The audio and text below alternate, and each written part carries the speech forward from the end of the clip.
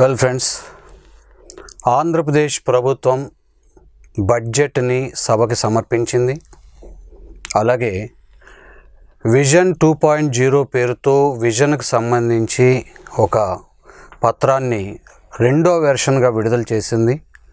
నిజానికి 2015లో 14 అక్టోబర్ నెల నుంచి అనేక శ్వేతపత్రాలని గతంలో విడుదల చేస్తూ 15-16లో వివిధ శాఖలకు సంబంధించినటువంటి విజన్ డాక్యుమెంట్లు తయారు చేసి ఈ విధంగా పయనిద్దాము అని పేర్కొంది. ఇప్పుడు చాలామంది అభ్యర్థులకు వస్తున్నటువంటి సందేహాల గురించి నేను చర్చించబోతున్నాను. గ్రూప్ 1, 2లలో ఎకానమీ, పర్టికులర్లీ ఏపీ ఎకానమీకి సంబంధించి ఏం చదవాలి? 2017-18 ఎకనమిక్ సర్వే చదవాలా? 18-19 బడ్జెట్ చదవాలా? 18-19 ఎకనమిక్ సర్వే చదవాలా? అసలు వచ్చిందా? 19-20 బడ్జెట్ చదవాలా? శ్వేతపత్రాలు చదవాలా? విజన్ 2.0 అని చదవాలా? ఇన్ని ఐటమ్స్ అన్నీ వచ్చినాయి. ఒక రకంగా చెప్పాలి అంటే వీటిని మనం కరెంట్ ఎకానమీ అంటాం. సో ఇప్పుడు 17-18 డెఫినెట్గా ఎకనమిక్ సర్వే అనేది ప్రాధాన్యత పొందుతుంది. నేను అంతకుముందు ఉదాహరణ చెప్పాను, 2008-9లో జరిగిన పరీక్షలో 6-7 కూడా అడిగాడు అని. దీన్ని దృష్టిలో పెట్టుకోండి. కాబట్టి 17-18 ఎకనమిక్ సర్వే చదవాలి. 18-19లో బడ్జెట్ ఆమోదించాం. ఇప్పుడు ప్రభుత్వం తాజాగా 18-19లో సవరించిన బడ్జెట్ గురించి మాట్లాడుతుంది. సవరించిన అంశాలు ఎక్కడున్నాయని ఎతుకుతుంది. అందువలన సవరించిన అంశాలు ప్రాధాన్యత పొందుతాయి. అంటే బడ్జెట్లో సవరించిన అంశాలు అవి ఒక 2-3 పేజీలు ఇచ్చారు వాళ్ళు. లేటెస్ట్ మన బడ్జెట్ డాక్యుమెంట్లో, యాన్యువల్ ఫినాన్షియల్ స్టేట్మెంట్లో చూస్తే 18-19కి సంబంధించిన సవరించిన అంశాలు అడిగాడు. అంటే ఆ రోజు బడ్జెట్ పెట్టేటప్పుడు పెట్టారు, వాటిని కొన్ని ఇప్పుడు సవరించుకున్నారు. వచ్చే పరిస్థితులను బట్టి, ఆర్థిక మార్పులను బట్టి వాళ్ళు ఆ మార్పు తీసుకున్నట్టుగా కనపడుతుంది. ఇక 19-20కి సంబంధించి పూర్తి స్థాయి బడ్జెట్ ప్రవేశపెట్టే అవకాశం లేదని నేను మొదటి నుంచి చెప్తున్నాను. ఆ నేపథ్యంలో పూర్తి స్థాయి బడ్జెట్ ప్రొజెక్షన్ ఇస్తూనే సభలో మాత్రం మొదటి 3 నెలలకి అనుమతి పొందారు. దాన్నే మనం ఓట్ ఆన్ అకౌంట్ అంటాం. సో ఏప్రిల్, మే, జూన్, జూలై వరకు అనుమతి ఉంది. 4 నెలలకి. కాబట్టి ఇక్కడ అభ్యర్థులు ఎకనమిక్ సర్వే ఏంటి అని మళ్ళీ నన్ను అడుగుతున్నారు చాలామంది. కనీసం ఒక 100 కొద్దీ వాట్సాప్లో వాటిలో ఎస్ఎంఎస్లు పెడుతున్నారు. నిజానికి ఇప్పటివరకు, అంటే ఈ రోజు వరకు ఎకనమిక్ సర్వే ఇంకా విడుదల చేయలేదు, కానీ చదవచ్చు. నేను ఎప్పుడు గమనిస్తూ ఉంటాను, గతాల్లో కూడా మీరు ప్రైమ్ మినిస్టర్ బడ్జెట్ స్పీచ్ని సరిగా విడగొట్టుకుంటే ఎకనమిక్ సర్వేకి దాదాపుగా దగ్గరగా ఉండే సెలెంట్ ఫీచర్స్ అన్నీ వచ్చేస్తాయి. మరీ లోతులకు వెళ్ళి చూడక్కర్లేదు, కానీ మొత్తం సెలెంట్ ఫీచర్స్ అన్నీ వచ్చేస్తాయి మనకి. కాబట్టి మీరు బడ్జెట్ స్పీచ్లో వ్యవసాయ రంగం, ఇతరత్ర రంగాలు ఏమున్నాయో వాటన్నిటిని చూడాలి. ఎందుకు అక్కడ ఆపాను నేను చెప్తాను ఇప్పుడే. కాబట్టి ఆ విధంగా నిజమే, ఒకవేళ ఎకనమిక్ సర్వే ఇంకో 10-15 రోజుల తర్వాత ఏమైనా విడుదలైతే అప్పుడు ఇంత బంచెని చదవాలన్నా కష్టమండి. నేను ఎప్పుడు అదే చెప్తాను, టైం మేనేజ్మెంట్ అనేది చాలా ఇంపార్టెంట్. ఇన్ఫర్మేషన్ కలిగి ఉండటమే కాదు అని చెప్తాను. ఆ ఇన్ఫర్మేషన్ చదవగలగాలి, గ్రహించగలగాలి, దాన్ని రీప్రొడక్ట్గా తీసుకురాగలగాలి, ప్రొడ్యూస్ చేయగలగాలి. ఇవన్నీ మిస్ అవుతున్నారు చాలామంది అభ్యర్థులు. చదువుతున్నాం అంటారు. సరే, anyway, now I'm coming to the point.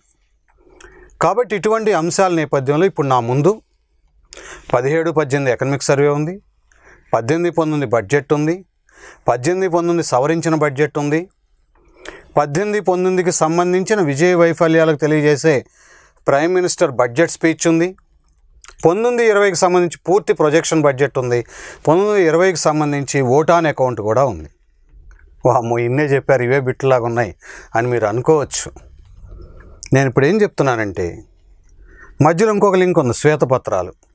దీంతో పాటు విజన్ 2.0 వెర్షన్ కూడా వచ్చింది. సో ఖచ్చితంగా నేను లాస్ట్ టైం గమనించినప్పుడు 15-16లో ఇచ్చిన శ్వేతపత్రాల మీద ప్రశ్నలు వచ్చినాయి. విజన్ డాక్యుమెంట్ మీద కూడా ప్రశ్నలు వచ్చినాయి. మరలా ఇప్పుడు శ్వేతపత్రాలు వచ్చినాయి, విజన్ డాక్యుమెంటు వచ్చింది. పర్టికులర్గా గ్రూప్ 1 అభ్యర్థుల్లో మీ లెవెల్ ఆఫ్ మెచ్యూరిటీ ప్రదర్శించాలి అంటే విజన్ డాక్యుమెంట్స్ మీద కమాండ్ ఉండాలి. శ్వేతపత్రాల్లో ఉన్న విషయాల్ని క్రిటికల్గా పరిశీలించే శక్తి మీలో ఉండాలి. అలాగే గ్రూప్ 2 అభ్యర్థులు కూడా పూర్తి స్థాయి శ్వేతపత్రాలు చదవద్దండి, కన్సైజ్ చేసి చదువుకోండి. కన్సైజ్ చేసి చదువుకున్నప్పుడు మీకు ఆబ్జెక్టివ్ ఎగ్జామ్లో సరిపోతుంది. రైట్? ఎలా చదవాలి? ఇప్పుడు ఐటమ్స్ అన్నీ ఎదురుగా రిసోర్సెస్ వచ్చేసినాయి. How to rate? ఎస్, బేసిక్గా ఆర్థిక వనరులు అనే దాన్ని చూడాలి. అంటే ఆదాయం, వ్యయం, రెవెన్యూ లోటు, ద్రవ్య లోటు లేదా ఆర్థిక లోటు, రుణభారం, తలసరి ఆదాయం, ఇతర రాష్ట్రాలతో తులనాత్మకత. దీంతో పాటు ఆదాయంలో స్వంత ఆదాయం ఏంటి, కేంద్రం మీద ఆధారపడిన ఆదాయం ఏంటి అనేది మొదటి రకంగా చూడాలి ఆర్థిక వనరులు అనే దాంట్లో. ఆ తరువాత కేటాయింపులు చూడాలి. ఎలకేషన్స్ అంటాం, రీఎలకేషన్స్, ఎలకేషన్స్ అండ్ రీఎలకేషన్స్.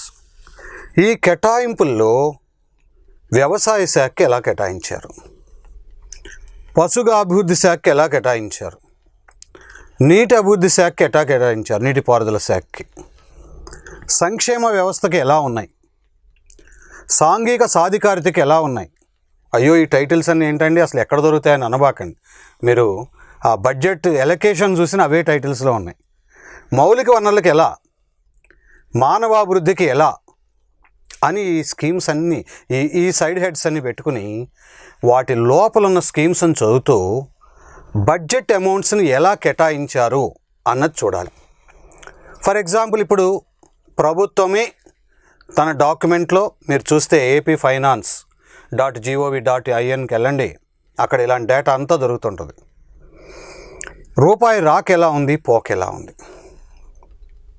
ఓకే, దాంతోపాటు ఇటీవల కొత్తగా ప్రవేశపెట్టబడిన పథకాలు ఏంటి, అలాగే భరోసా లాంటివి, పశువు కుంకుమ లాంటివి, రైతులకు ఇస్తున్నటువంటి పెట్టుబడి నిధులు లాంటివి ఎన్నో పెద్ద ఎత్తున స్కీమ్స్ ఇవాళ అమల్లోకి వచ్చాయి. దాదాపుగా ఎగ్జామినర్ మీరు పంచాయత్ సెక్రటరీ రాయండి, గ్రూప్ 2 రాయండి, గ్రూప్ 1 రాయండి, ఈ పరిధిని దాటి వెళ్ళడండి.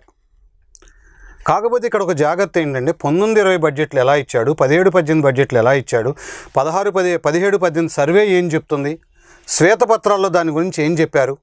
శ్వేతపత్రాల్లో 10 శ్వేతపత్రాల్లో ఒక్కొక్క దాంట్లో ఒక్కొక్క ఐటమ్ని ఇవాళ ఎలా ఉంది, గత 4 ఏళ్ల క్రితం ఎలా ఉందని కంపారిజన్ అడిగాడు. ఈ క్రమంలో మీరు ఏ రంగానికి సంబంధించైనా 2014-15లో ఆ రంగం ఎలా ఉంది అనేది చూసుకోవాలి. అదే రంగము 2019 వచ్చేసరికి జనవరి నాటికి ఎలా ఉంది, ఈ 2 డాటాలు ఇచ్చారు వాళ్ళు. అదే రంగము 17-18 ఎకనామిక్ సర్వేలో ఏం చెప్పబడింది, అదే రంగానికి 18-19లో ఎలాంటి నిధులు కేటాయించారు, అదే రంగానికి ఓట్ ఆన్ అకౌంట్లో ఎంత కేటాయించారు, ఫుల్ ప్రొజెక్షన్ ఎంత, ఓట్ ఆన్ అకౌంట్లో ఎంత. ఇది మీ మైండ్ సెట్లో ఏర్పడాల్సినటువంటి ఆలోచనలు. ముఖ్యంగా ఇదంతా group 2 and objective exam prepare అయ్యే విధానం.